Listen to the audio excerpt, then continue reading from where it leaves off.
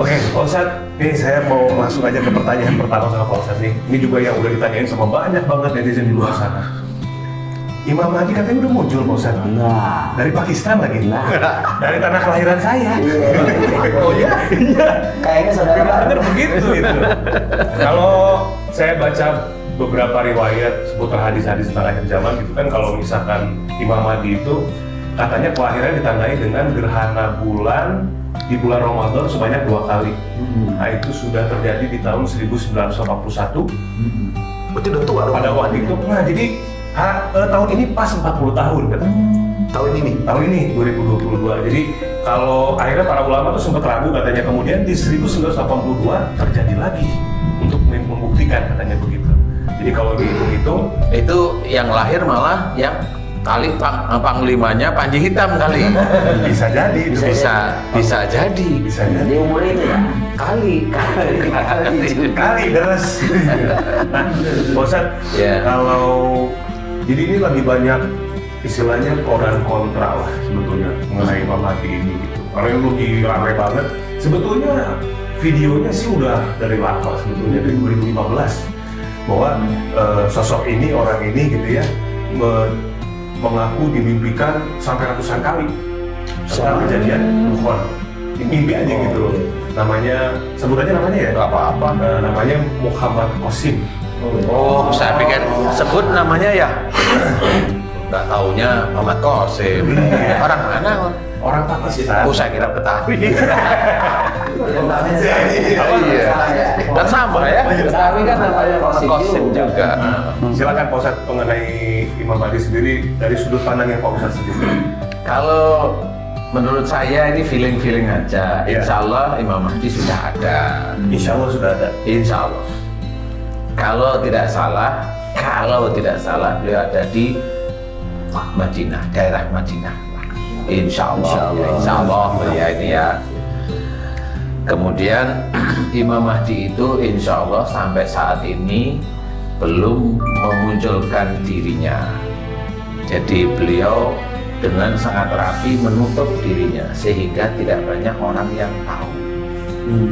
Dan kalaupun beliau itu ada sesuatu mimpi bahwa dikatakan bahwa di mimpi itu umpamanya, ini saya hanya cerita umpama ya, umpamanya kamu adalah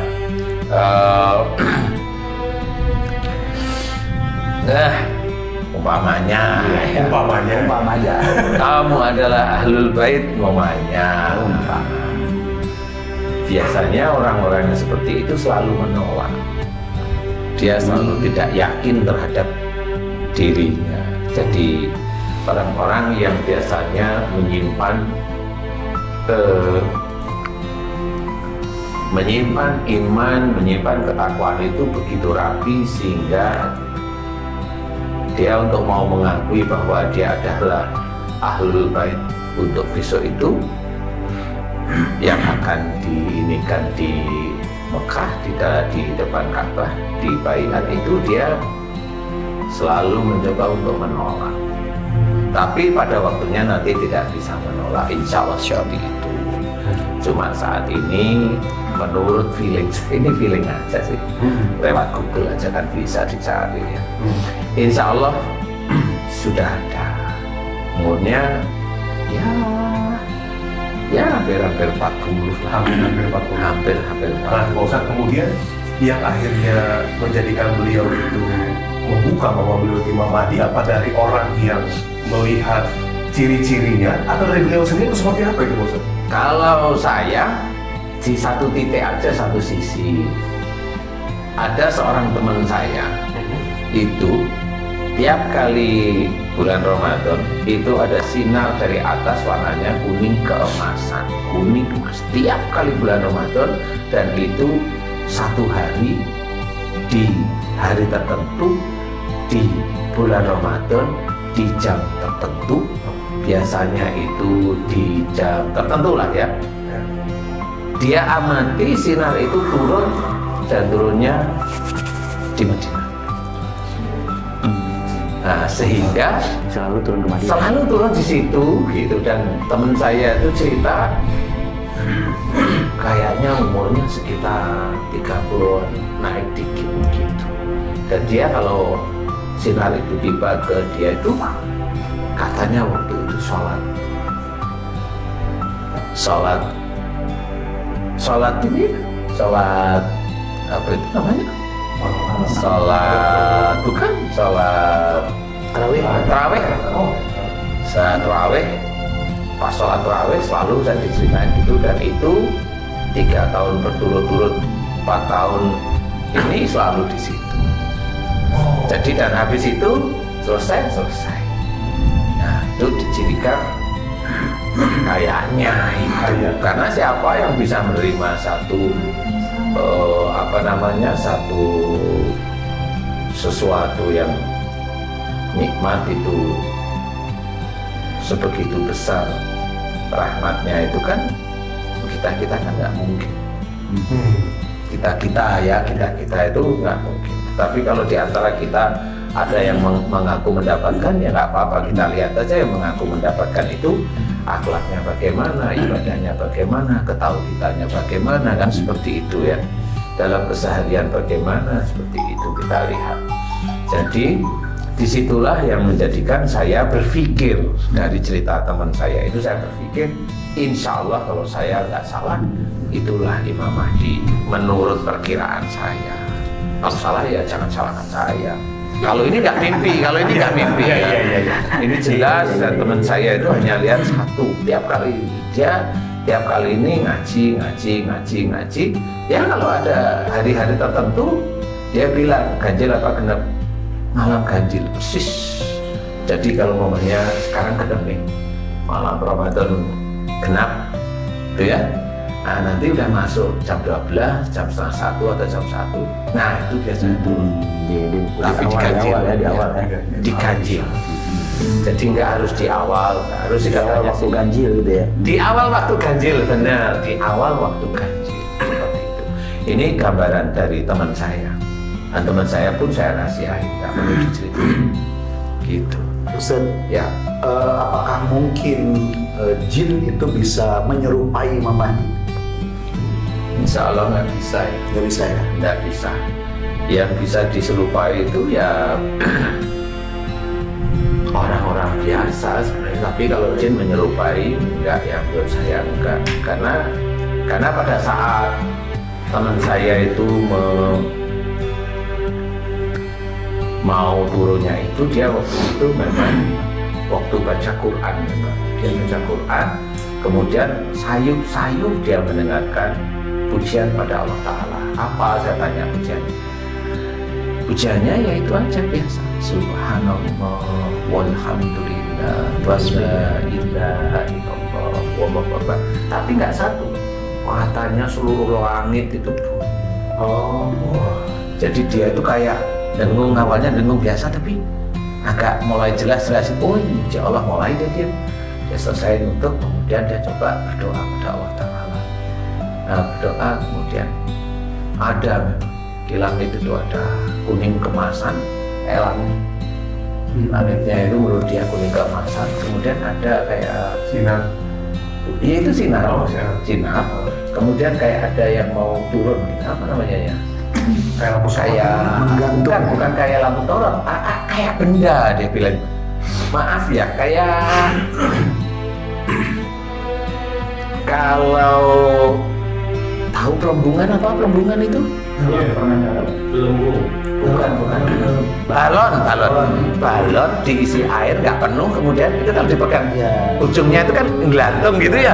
Nah mirip itu. Warnanya jadi antara flat ini kemudian set gelantung. Nah itu flat lagi satu. Habis itu terus suara itu semakin kenceng, katanya dia karena beberapa kali suara itu semakin kenceng itu turun. Terus. Dan kalau dia bilang itu bukan sinar menurut dia, itu kayak emas 24 karat kalau dia bilang gitu. Yang gelantung gitu. Yang akhirnya turun itu. Cahayanya kuning berarti. Iya, bukan cahaya, iya emas saja turun. Adanya di bulan Ramadan setiap selama ini ya yang saya dengar dia selalu bilang awal ganjil, kalau tadi Ustaz bilang itu awal waktu ganjil. Tapi bukan awal Ramadan ya? Iya, awal waktu. Berarti 10 hari terakhir. Wallahu a'lam, saya masih lupa. Kalau ini ngukurnya jadi setiap jam 12 nih ke jam 1 jam setengah 2 Nah berarti itu awal mulai ya. ganjil gitu. Jadi kayak mulai awal waktu ganjil. Kalau tanggal yang ganjil. 10-nya saya lupa ya, saya harus tanya lagi tuh. Berarti Karena harus dia kayaknya dicatat deh dia itu. harus berangkat dengan samawi ini umumnya. Karena ini juga sosok yang ini sebetulnya Posat yang lagi ramai diperbincangkan itu sebetulnya dia juga tidak mengaku bahwa dia itu sebetulnya Imam Mahdi. Dia hanya menceritakan bahwa dia bermimpi. Mimpinya seperti Mimpinya itu tentang duhon tuh saya lupa ya, ada yang 500 sama yang 300 kali dia bermimpi Tentang duhon. tentang duhon. beneran. Sampai segitu banyak akhirnya dia mulai Itu subscribernya gimana Mas? subscriber apa? Viewer ya. Tapi secara logika kalau memang dia mimpinya sampai 1000 kali berarti kan 1000 malam. 500 dan 300 ini ada beda nih, ada yang satu tentang A 500, tentang B 300 kali. Nah akhirnya dia memberanikan diri untuk Nah itu yang apa? Yang ada duhon dan apa saya lupa, pokoknya ada 2 hal aja yang dimimpikan itu sudah sekian banyak. Dan dia pun sebetulnya tidak ingin disebut sebagai Imam Mahdi, cuma akhirnya orang-orang yang mendengarkan mimpinya menyimpulkan bahwa beliau sosok itu adalah Imam Mahdi. Dan banyak banget sekarang orang-orang yang udah pindah ke Pakistan gitu, beli tanah di sana menjadi pengikutnya. Itu tanahnya murah nggak yang dia jual? Nah itu biasanya baru tahu. Kalau murah sih 2 kapling. kalau mahal berarti ada yang Masanya rumah kakek saya juga dijual di sana. Kalau nggak dijual pindah. Iya Ustaz, jadi terlepas dari ini ya esensi, terlepas dari bener enggaknya tentang berita Imam Mahdi menurut si Muhammad Qasim ini, tapi kita harus kasih penjelasan esensi dari Imam Mahdi ini, kebenaran yang pasti akan turun, dan tentu apa yang harus diambil hikmah Ustaz buat kita semua nih. Apakah ini bagian dari orang yang hanya apa ini sudah menyampaikan tanda-tanda, aja? apa pertama ini perintah Allah, atau kedua ini sudah tanda-tanda akhir zaman, atau kenampakan itu memang betul dinampakkan dengan izin Allah, sehingganya ini menjadi min ayatillah daripada ketentuan dan kebesaran Allah Subhanahu wa taala. Bagaimana menyikapi esensi ini Ustaz? Jadi kalau saya melihatnya gini, tanda ini memang ini kan dari teman saya satu, teman saya yang lain ini ceritanya beda. Yang satu itu kesannya kayaknya memang sesuatu yang berdasar Islami yang tadi gitu ya, karena dengan apa namanya pujian kepada Allah Ta'ala itu kan kelihatan Islami ya. Yang satu ada beda lagi teman saya nih. Teman saya menceritakan dia itu sering dihilangkan oleh satu kerajaan jin. Dia selalu dihilangkan. Dia selalu diajak untuk di kerajaan itu. Itu teman saya selalu lihat, karena itu teman saya itu kan hafal WA-nya saya hafal. Saya kalau lihat WA dia, orang normal kan WA biasanya WA kemana-kemana itu biasanya ada jejak digital dia itu ber-WA ada di mana? ya. Itu kayak contoh saya kasih tahu namanya, teman saya itu dari bulan Juli sampai sekarang ini itu WA-nya tetap bulan Juli terakhir dia mau pergi. Dia mau pergi dan dia minta doa mudah-mudahan diberi keselamatan sama Allah Ta'ala, karena dia omongin saya mau ditarik ke dunianya salah satu kerajaan dari raja-raja yang moksa. Nah, dia udah bertahun-tahun seperti itu. Ya ini yang terakhir dari Juli sampai sekarang ini belum keluar, karena WA-nya saya lihat tanggalnya itu tepat masih sama. Jadi dia belum pernah muncul. Nah, menurut teman saya yang itu, dia itu selalu kalau cerita sama saya begini, bos gitu. Kalau sama saya itu bos gitu dia. Bos jangkrik bos. Bos jangkrik bos. Ini mah nyogok itu ya. Jadi dia selalu cerita, bos gini bos, saya itu heran. Saya itu di kerajaannya mereka itu ketemu sama Prabu Brawijaya, ketemu sama Ratu Sima di Jawa Tengah, ketemu sama Prabu Siliwangi, ketemu sama Budawaka, Brahma Kandi, ketemu sama yang menjaga di Galuh Pakuan. Sebentar, yang menjaga namanya Sabdo Palo. Dewi bukan Dewi Sekar Arum namanya. Kalau Pakuan ya maksudnya? Kalau Pakuan dia Kalau cerita. Pakuan berarti Tasik ya. Bogor. Iya di Bogor. Nah itu banyak lagi, Dewi Arum. banyak lagi termasuk yang lain-lain. Nah itu ada satu makhluk yang sama-sama moksa. Nah itu dia ngomong cewek. Namanya sampai sekarang dia bertanya kenapa orang itu ada di sini di Jawa. Namanya Ratu Bilqis. Nah, Ratu Bilqis ini itu selalu bertanya sama teman saya, kamu tahu nggak ada urutan-urutan dari cucu cicitnya Nabi yang di sini? Ditanya sama teman saya, dia bertanya sama teman saya nggak ngerti. Di sini tuh di dunia. Di sini tuh di negeri kita ini, Indonesia. gitu. Dari Nabi dari mana? Gitu. Nah, silsilahnya Nabi dari Palestina. Oh, bukan Rasul Muhammad, bukan. Palestina itu yang dicari. Dan ini teman saya kalau pas muncul selalu tanya, emang kenal bos? Kenal nanti. Ya begitu aja kalau saya. Tapi teman saya itu selalu cerita kerajaan yang moksa ini sudah bersatu. Raja-raja ini sering apa namanya diskusi atau itu musyawarah itu selalu ngomong akhir zaman ini sudah dekat, sudah sampai. Sebentar lagi kalau menurut dia orang Arab yang disebut penyatu umat Islam itu akan muncul. Nah itu kerajaan jin, raja jin yang moksa itu sudah mulai ngomong seperti Pakai bahasa mereka ya. pakai bahasa Orang sini Arab ya. ya. Orang Arab, dia bilang orang Arab jelas sekali. Yang ditunggu itu akan muncul. Cuma dia nggak tahu siapanya itu gitu. Ya karena orang Indonesia kan ya nggak pernah kenal, jadi nggak ngerti. Gimana? Dengan bahasanya raja-raja. Dengan bahasa raja-raja itu gitu. dengan bahasanya raja-raja itu. Kita simpulkan lah itu yang dimaksud adalah Imam Mahdi. Iya. Jadi dicari gitu kan ada gentong gitu. Jadi lihat dulu tuh gitu. Nah, jadi itu menurut teman saya satu itu selalu begitu. Kalau muncul itu, bos kenal nggak sama cucu cicit dari salah satu nabi yang di Palestina? Pokoknya dari Israel lah. Iya. Mana saya kenal saya itu Ustaz Asep, Ustaz Hafid, Haji Hasan, Mas Bobi itu Pakistan, bukan dari Israel, gitu ya. Saya dari Jalur Pakuan. Oh iya ya Asep namanya. Nah itu selalu begitu dan saya selalu berpikir gitu, emang kenapa? Nah itu ada rumor-rumor di antara itu raja-raja jin yang moksa itu kayaknya memang ada sesuatu yang dicari khususnya di tanah Jawa, khususnya dia bilang di tanah Jawa. Ada hubungannya dengan tadi yang di alam tadi itu ya, Bos? Iya gitu, ada hubungannya yang di Arab tadi. Nah, Yang moksa pun masih hidup loh kan? yang moksa ngapain yang moksa? Yang hidup, yang masih hidup. Gini, jadi kan ini pernah ditanyain, si Raja Jin itu pernah ditanyain gini, loh kamu itu kan yang ngomongnya itu kan nggak salah ke Brawijaya ya, Gusti Prabu jenengan itu kamu maksudnya di bahasa halus, jenengan itu kan bisa melihat manusia, loh kenapa malah tanya sama saya kan gitu.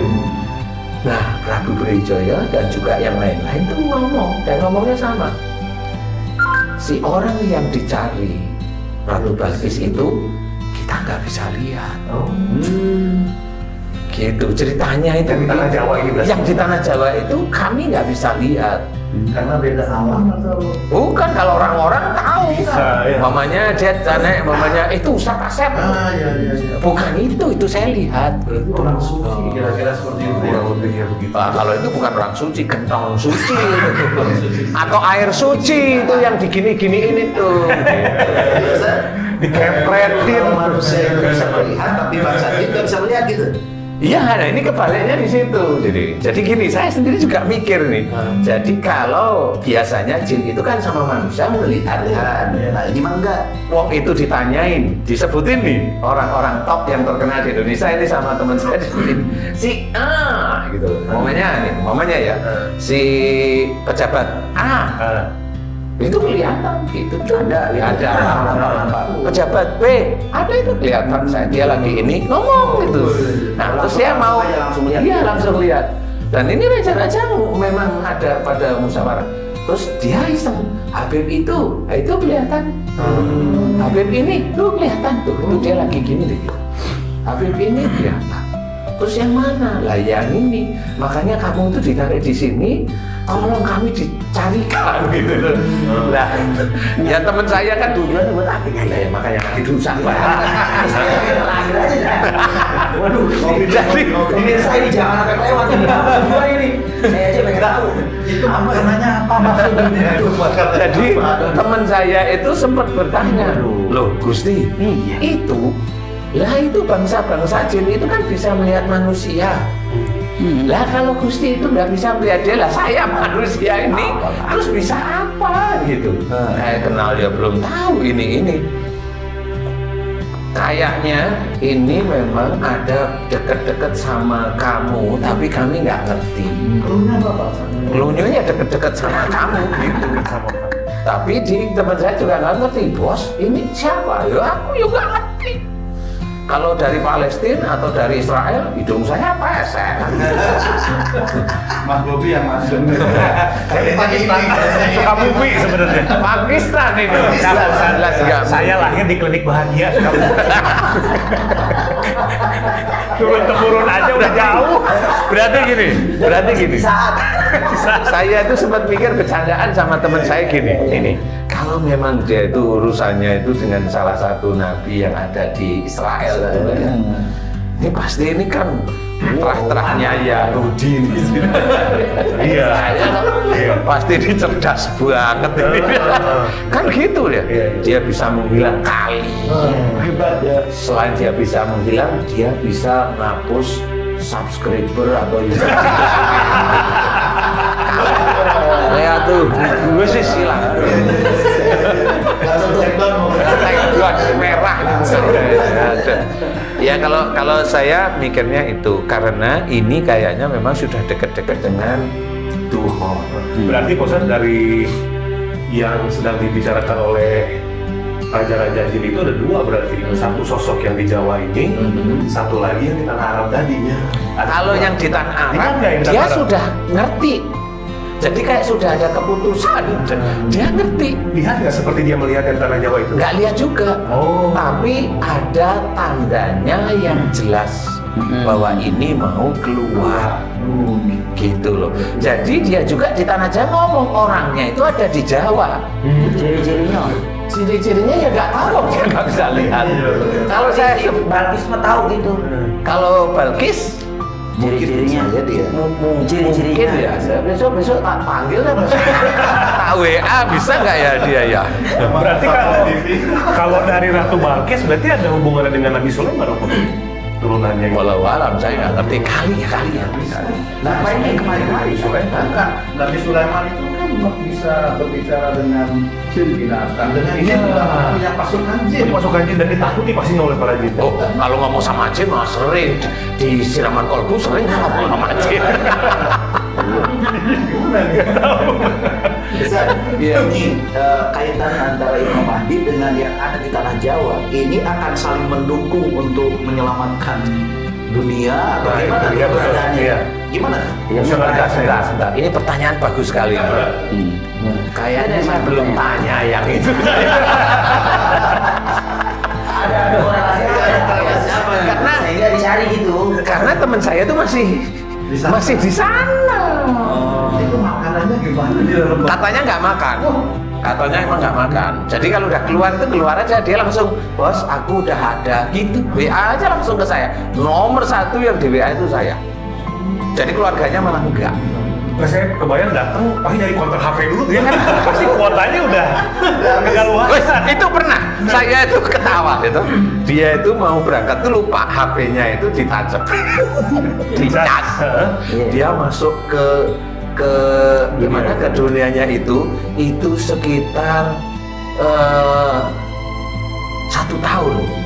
itu dia balik itu HP-nya meredup. Lupanya overcharge. Jadi dia langsung cari HP temennya, dia langsung WA ke saya, bos tolong beliin HP. Ini nomornya siapa? Kowe sopo? Saya bilang gitu. Aku iki bos. Iyalah ya tak kirim lewat Diki itu gua ya. Piro HP-nya ya begitu. Selesai langsung ngekek itu. Apa namanya ini? Video call itu ngekek. Lah ngopo ya? Lah aku lupanan cepin jeblok. Itu sering yang begitu, kalau enggak kadaluarsa. Udah setahun itu kan nomor itu kadaluarsanya. Jadi Urusan alam orang hebat ya, urusan alam kita ribet juga. di alam jin itu nggak ada motor HP, nggak ada Android.